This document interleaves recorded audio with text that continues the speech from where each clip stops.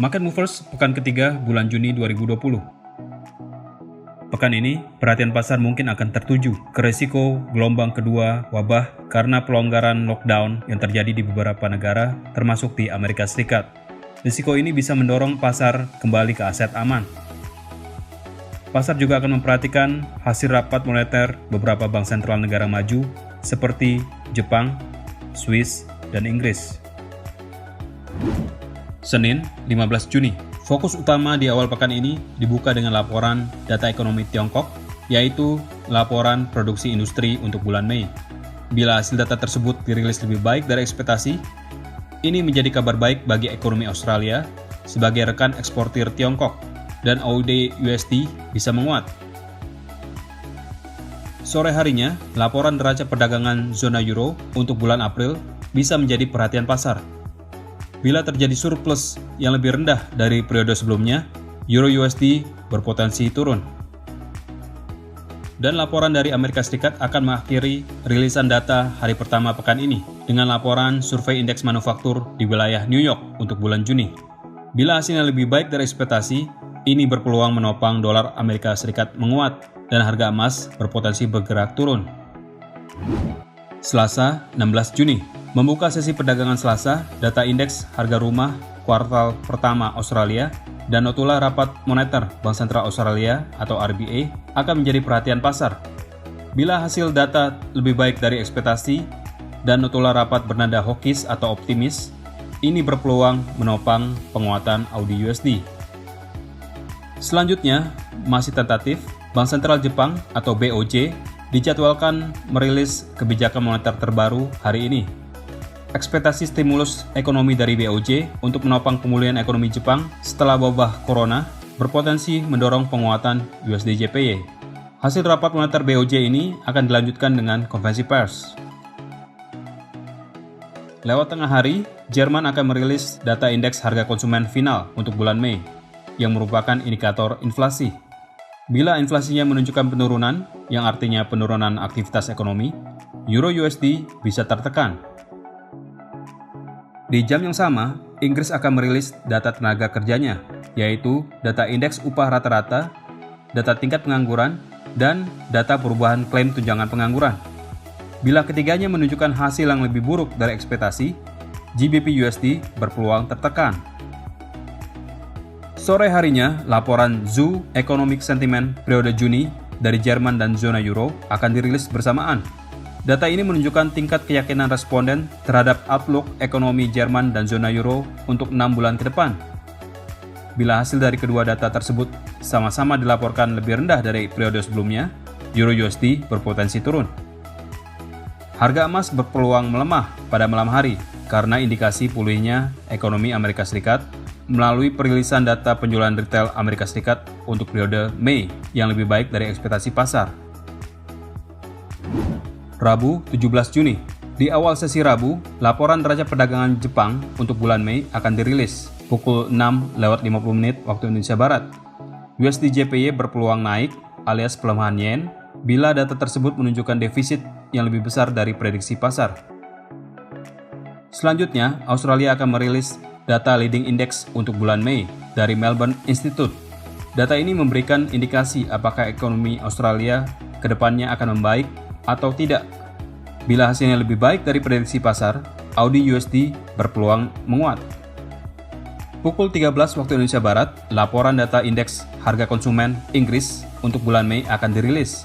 Data ini bisa mengindikasikan apakah aktivitas ekonomi sedang meningkat atau menurun. GBP USD berpotensi turun bila hasilnya lebih rendah dari prediksi pasar.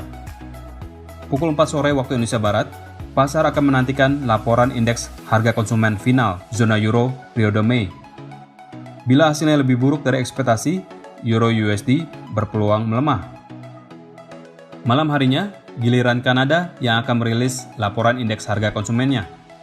Dan bila hasilnya lebih baik dari prediksi, USD CAD berpotensi turun karena penguatan dolar Kanada. Di saat yang sama, laporan izin membangun di Amerika Serikat untuk periode Mei akan dirilis. Dan bila hasilnya lebih rendah dari prediksi, dolar Amerika Serikat berpeluang melemah, dan ini bisa menopang penguatan harga emas. Tidak ketinggalan, laporan cadangan minyak mentah Amerika Serikat mingguan versi EIA akan dirilis pukul 21:30 waktu Indonesia Barat. Bila cadangan minyak mentah Amerika Serikat kembali dilaporkan meningkat lebih besar dari pekan lalu, harga minyak mentah berpotensi kembali tertekan turun.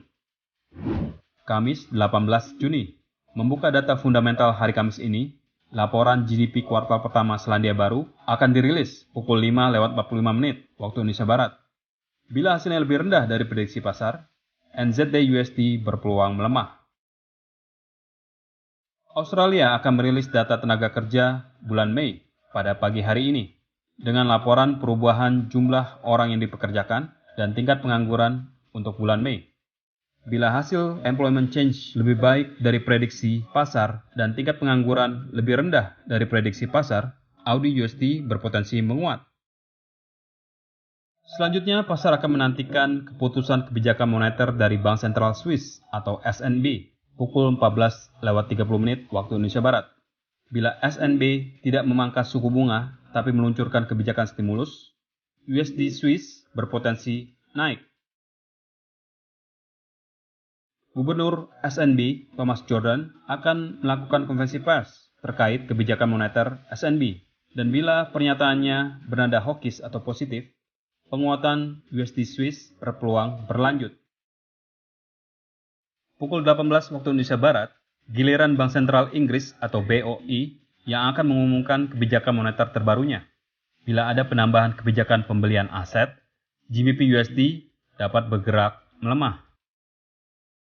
Laporan indeks manufaktur dari Bank Sentral Amerika Serikat wilayah Philadelphia periode Juni dan data klaim tunjangan pengangguran mingguan Amerika Serikat akan dirilis pukul 19:30 waktu Indonesia Barat.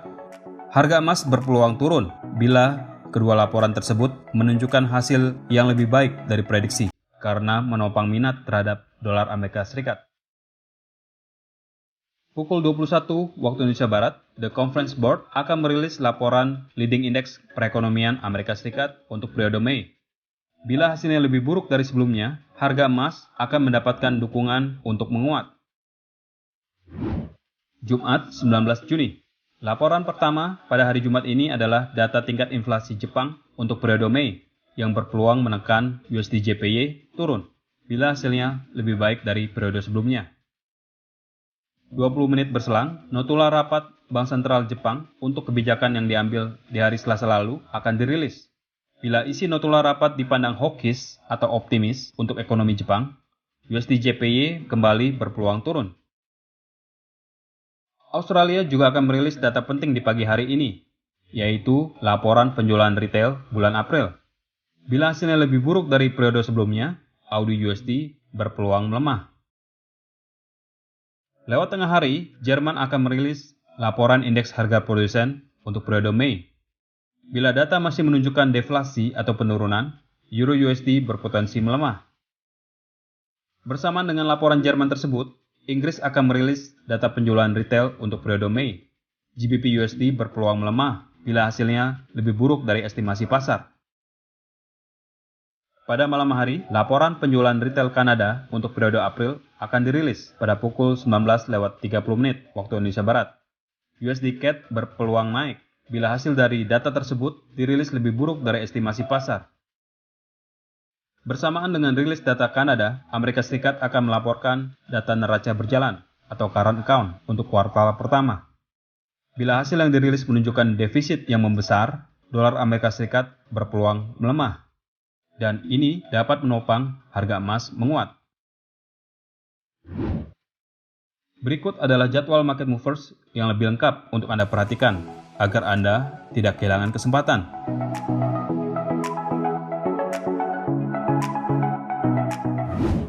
Segera manfaatkan peluang tradingnya. Untuk informasi lebih lanjut, silakan hubungi kontak person Anda di MEFX. Terima kasih dan sukses untuk trading Anda.